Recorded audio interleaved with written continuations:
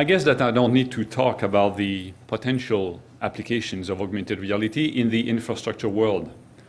Over the past decades, many of those have been described and prototyped.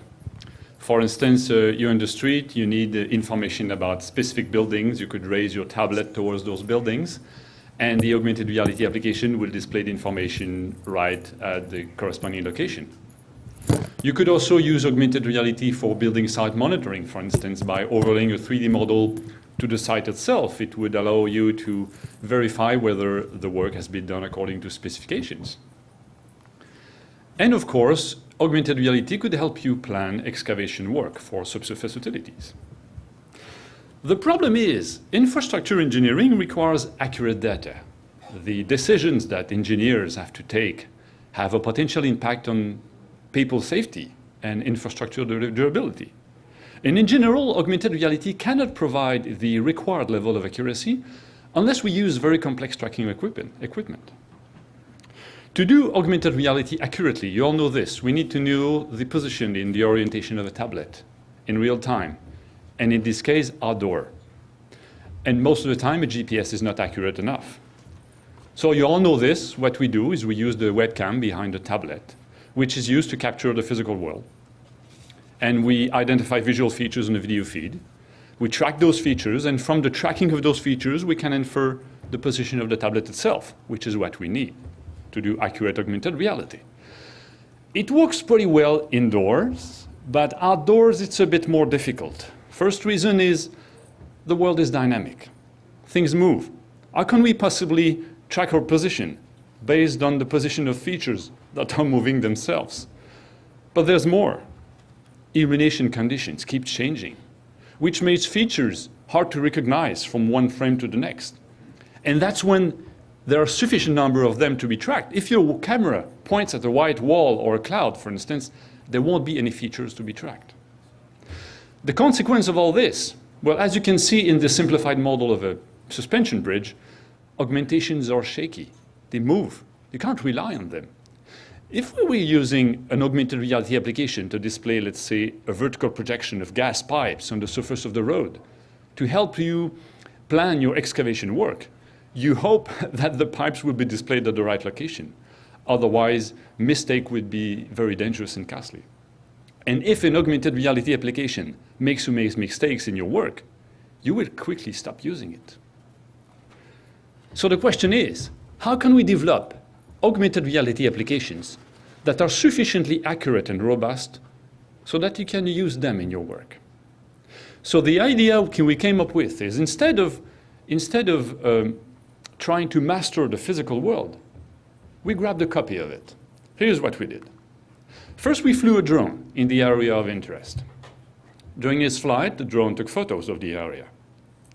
And those photos were assembled into a 3D photorealistic mesh using our context capture technology. Mesh that can be viewed from the sky, or, like in a video game, in a first-person view, which gives you a good idea of what the site looks like.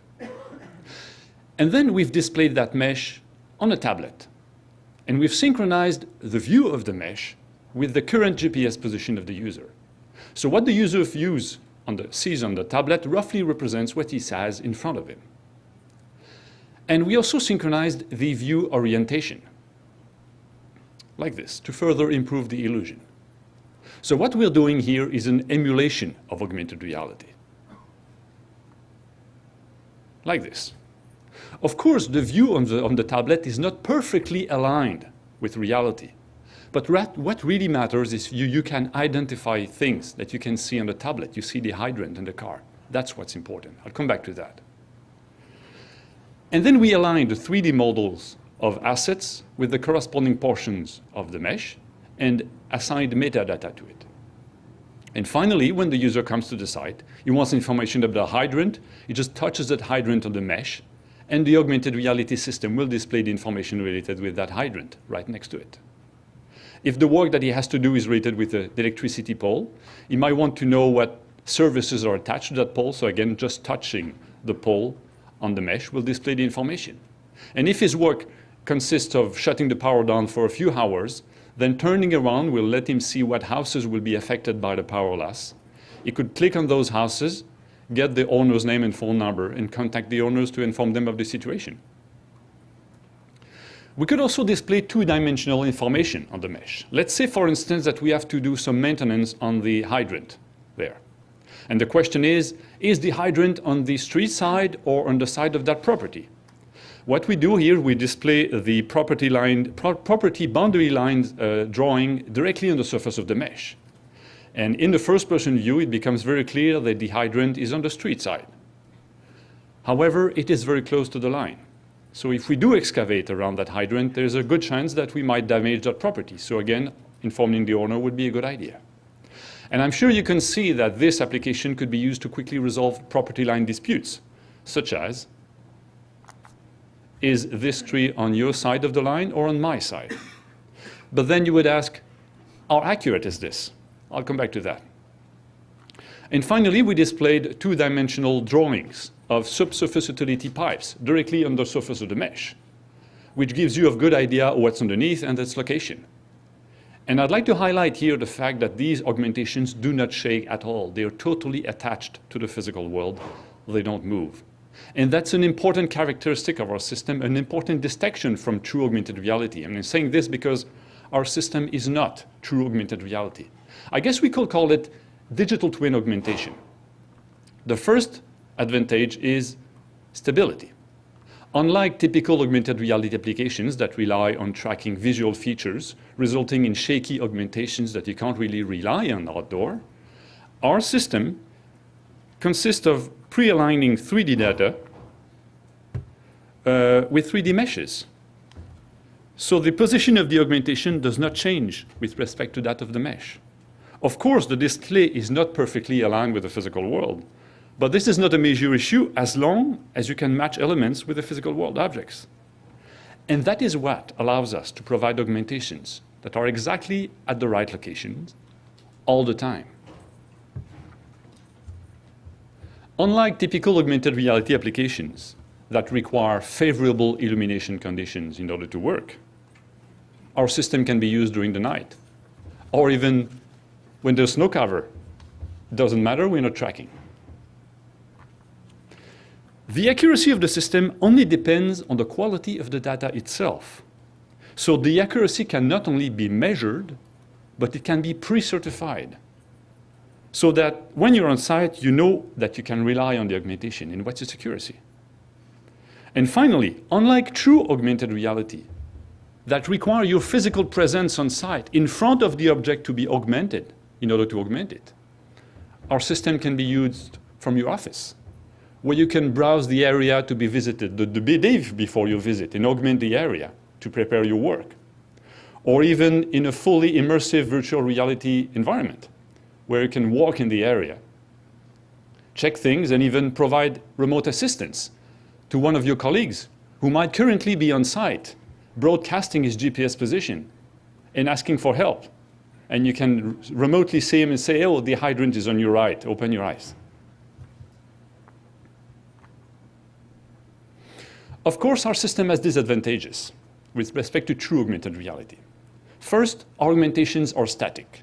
Any dynamic event, like your colleague walking in front of the camera, will never appear on display. The type of augmentations we do are appropriate for things that do not change much, such as infrastructure. It requires the pre-capture of a 3D mesh. Of course, in our experiment, we did that for a short per section of a road. So doing that with a small drone was okay. But if we were to do this for an entire city, the task would be a little more challenging. The realism of the augmentation is directly related with the quality of the mesh. So a mesh obtained from drone photos will likely provide more realistic augmentation than a mesh obtained from aerial photos. And finally, since the physical world changes from time to time, buildings are built, others are demolished, we would have to update the mesh occasionally.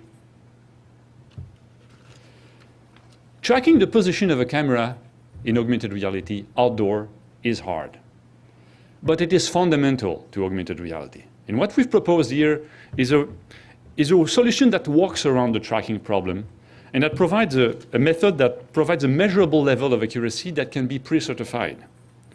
Augmentation accuracy does not depend on weather conditions, nor on the user's movements, and it is fixed in time.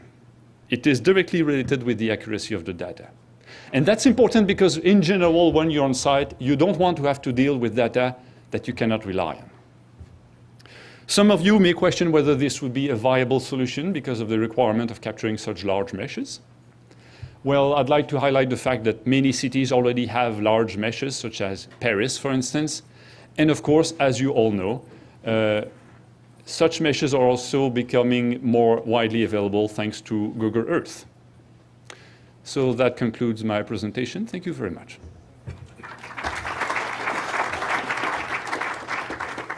Thank you, Stéphane. So some questions up here, and we've got about 3 minutes. So the crowdsourced questions are actually listed from the top to bottom in terms of the popularity that it got. So let's have you start with the first one. How long does it take to capture, process, and annotate the mesh with the metadata? That's a very important question. Hopefully, it would be as automatic as possible. So what we did is the following. We captured drone photos, and we assembled them using our context capture technology. This is a technology we acquired 2 years ago. That's mostly processing power. It can be done on the cloud. It takes a few hours depending on the size of the mesh, of course. Then annotating the mesh with the metadata is a more complex procedure. Any two-dimensional data that is georeferenced is easy. You just align in with the data, and if your mesh is perfect and the data is correct, everything will align perfectly. The problem is with the 3D elements. If your database is not 3D, then it is more complicated. You would have to build those objects, and that's usually one objection that several users have put here. Of course, the solution is to create a 3D model, or hopefully to generate some automatically based on a database. The last question is regarding the level of accuracy.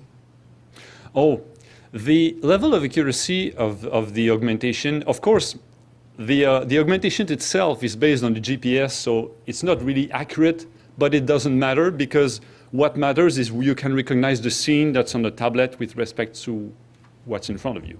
So if you see a hydrant and you see that hydrant is there, okay, you recognize that hydrant, and usually there are not two hydrants one next to each other, so there's no ambiguity.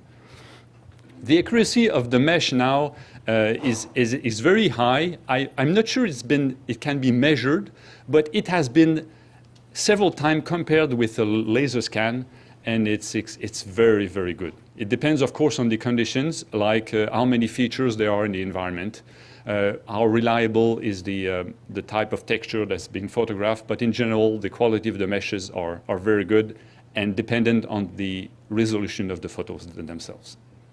Great. Stéphane, thanks again for kicking off the afternoon session. Sure.